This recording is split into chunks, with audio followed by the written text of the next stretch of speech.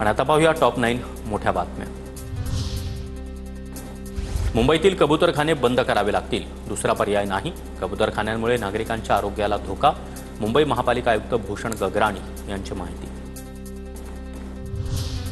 बारामतीमध्ये युगेंद्र पवारांचा 3 ऑगस्टला साखरपुडा, पवार कुटुंब पुन्हा एकदा एकत्र दिसणार। कौटुंबिक कार्यक्रमात शरद पवार, अजित पवार, सुप्रिया सुळे एकत्र पाहायला मिळणार। एन्काउंटर स्पेशालिस्ट दया नायक यांना सहाय्यक पोलीस आयुक्तपदी बढती, निवृत्तीच्या 2 दिवस आधी बढती। सध्या दया नायक गुन्हे शाखा 9चे प्रभारी पोलीस निरीक्षक।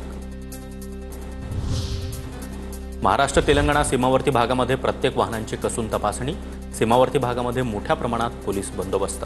माओवाद्यांचा नेता बसवाराजूच्या मृत्यूमुळे शहीद सप्ताह, नक्षलविरोधी पथक जंगल भागात रवाना। यवतमाळमध्ये रेमंड कंपनीच्या कामगारांचा 9 दिवसांपासून संप सुरूच, कंपनीचे अधिकारी बच्चू कडू आणि कामगारांमधील झालेली बैठक देखील निष्फळ। नाशिक जिल्ह्यातील कांदा उत्पादक शेतकरी पुन्हा एकदा आक्रमक, जिल्हाधिकारी कार्यालयामध्ये प्रशासनाच्या लेखी आश्वासनाची होळी, सरकारच्या कांदा विरोधी धोरणाचा निषेध व्यक्त केला। राज्यात मुख्यमंत्री समृद्ध पंचायत राज अभियान राबवणार, उत्कृष्ट काम केलेल्या ग्रामपंचायत, पंचायत समिती, जिल्हा परिषदेला प्रोत्साहनपर पुरस्कार देणार। एकूण 1902 पुरस्कार देण्याचा ग्रामविकास खात्याचा निर्णय।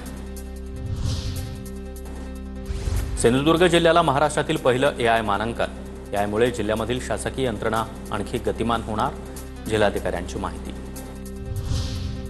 पुण्याच्या खेड तालुक्यामधील जैदवाडीमध्ये दगडफेक, रस्त्याच्या वादातून झालेल्या दगडफेकीमध्ये वाहनाची तोडफोड, रस्त्याच्या कामासाठी मुरुम घेऊन आलेल्या वाहनाची ग्रामस्थांकडून तोडफोड, गावातील रस्त्याच्या कामाला ग्रामस्थांचा विरोध।